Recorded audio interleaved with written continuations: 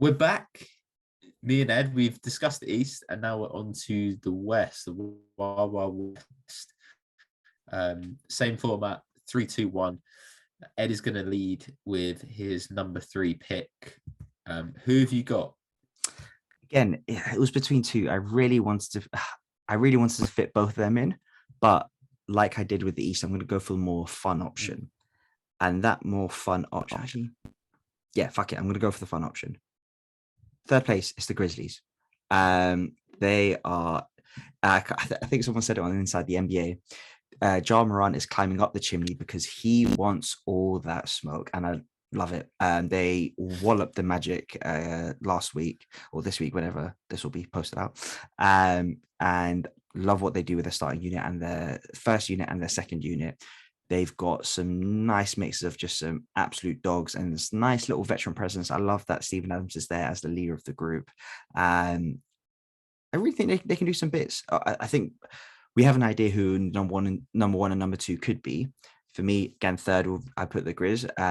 I'll see who you have for third. And then if we don't speak about the team I got in fourth, I might bring them up later. But yeah, I've got the Grizzlies. I love what they do on offense, love what they do in defense. And we got a chance. I think we might align on this list here. I've got the Grizzlies at 3 as well. I think my 3 points, our quality, like you said, Ja Morant, he's a guy who can take over the game at any point. You saw what they did, what he did last year against the Warriors in the playing game, when they won the game in overtime, and a lot of people unexpected, and that ties into my next point, is they have the best depth in the NBA, in my opinion. Desmond Bane, second-year player, he's challenging for most improved. And then they have players like Carl Anderson who can facilitate. He could do a lot of the things that, is not about big egos. DeAnthony Melton, he's a shutdown defender. Brandon Clark can be a double-double machine off the bench. There's so many players that they have. And then, as you know, championship DNA.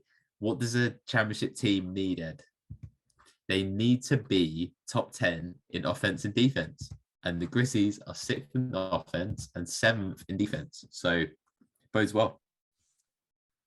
This is quite that top 10 offense and top 10 defense, quite reminiscent of a team I had last year when I was doing when we were doing 6 man, which is the Jazz, which we haven't mentioned, and they weren't even going to be my 4th team. I think they were 5th on mine. And they flamed out in the playoffs, but I think we both have more faith that the Grizzlies will do much better in the playoffs than the Jazz has done in clutch situations. I had, cool. Should we get to second? So I'll go with second because I want you to lead on first. Okay. The second team is Dub Nation. I put the Warriors second. They're first in defensive rating, least points allowed, and opponents' field goal percentage. What Draymond Green brings to that team, even though he's not the most likable character, he is one of the most important players in the NBA. And considering they have fallen off the pace in terms of for the number 1 seed, they've still maintained. They have a lot of players who are also interchangeable. You have Kuminga. You have Jordan Poole.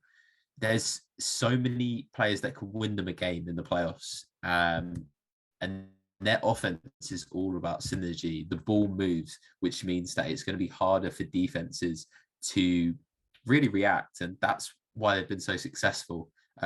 They also have championship DNA and a great coach. That's why I put them. Alex, you said we would align on top 3.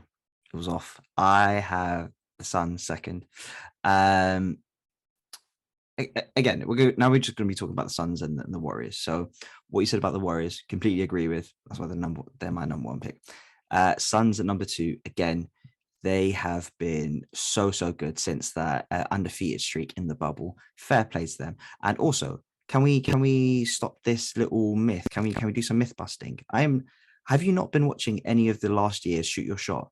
Do you remember why I am the champion of Shoot Your Shot? Because I was repping the Suns when it weren't cool. When it weren't cool, but this guy was repping the Suns. Just because I may have had one slip up earlier in the season when I asked the question, I just was asking a question. I wasn't saying I believe. I was just asking a question, and now you want to shove it down my throat. But it's fine. You died easy. You didn't pick them, and then you said, "Do we think they're really good?" They're so good. That's fine. That's fine. I take that out. That's fine. But put some respect on it and how I was rating the Suns from last year. But anyway, back to the Suns.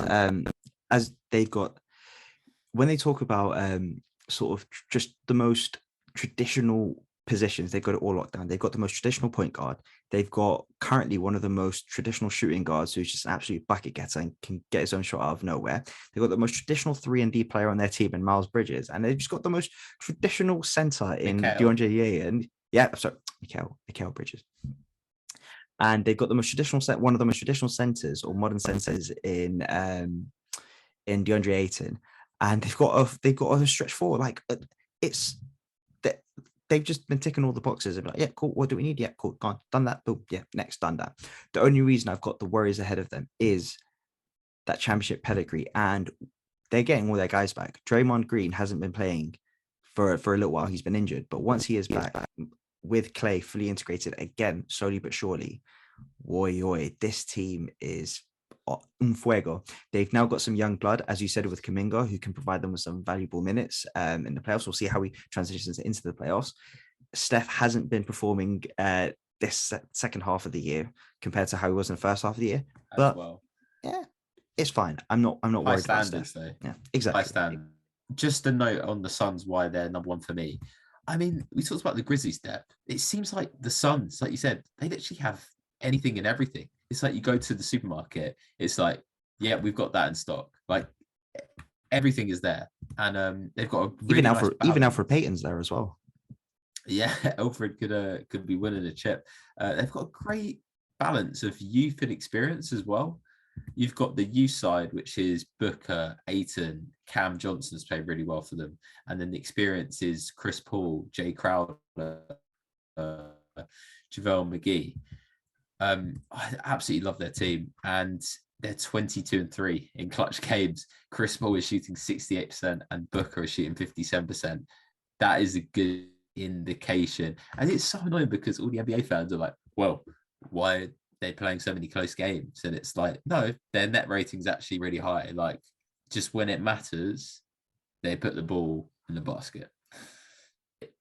Yeah, the so many close games, I don't get that either. Yeah, because I think clutch minutes they consider within 5 minutes of the game being tied, but then 5 minutes is still in the NBA. That's so much time. That is so much time. You can go on from 20 to about an hour. Yeah. But yeah, sorry, Alex. No, yeah, that is my point about the Suns, and the Warriors and Suns, I would love to see in the conference finals. I would love that.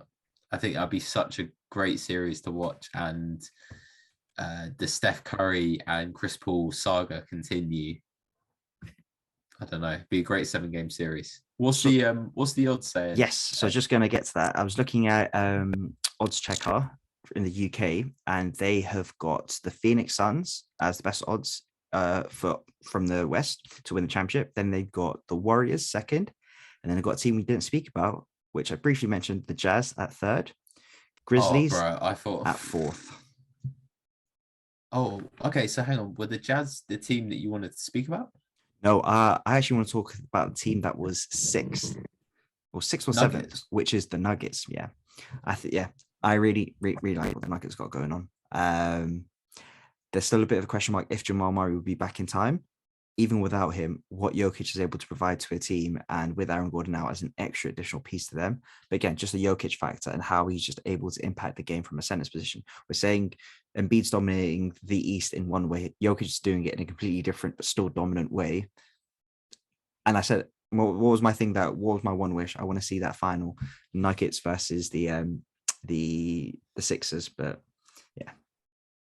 I tell you what, though, you might get a 7-game series between Luka and Jokic, and that would be interesting. Europe, stand up! Gosh, love that little Balkan war between. Oh, no, I don't think Slovenia counts as the Balkans. No, it's historic stat lines as well. Yeah. Especially that 50 piece. Luka loves playing against the Clippers. He really likes playing against the Clippers. It's because they wind him up. But Yeah, that was good. We'll see. We'll see how this all unfolds So as we you get mentioned closer to. Yeah, go you on. mentioned your ideal West matchup is Suns Warriors. To finish us up, what would be your ideal East lineup? Eastern Conference Yeah, Finals. Oh, for the fans, it would be Nets Philly. That would of be course. so good to watch. I mean, I would be Tenner filled. tomorrow. What would you Yeah. bet on? Of course, that would be the most fun. But what would you bet on for each conference?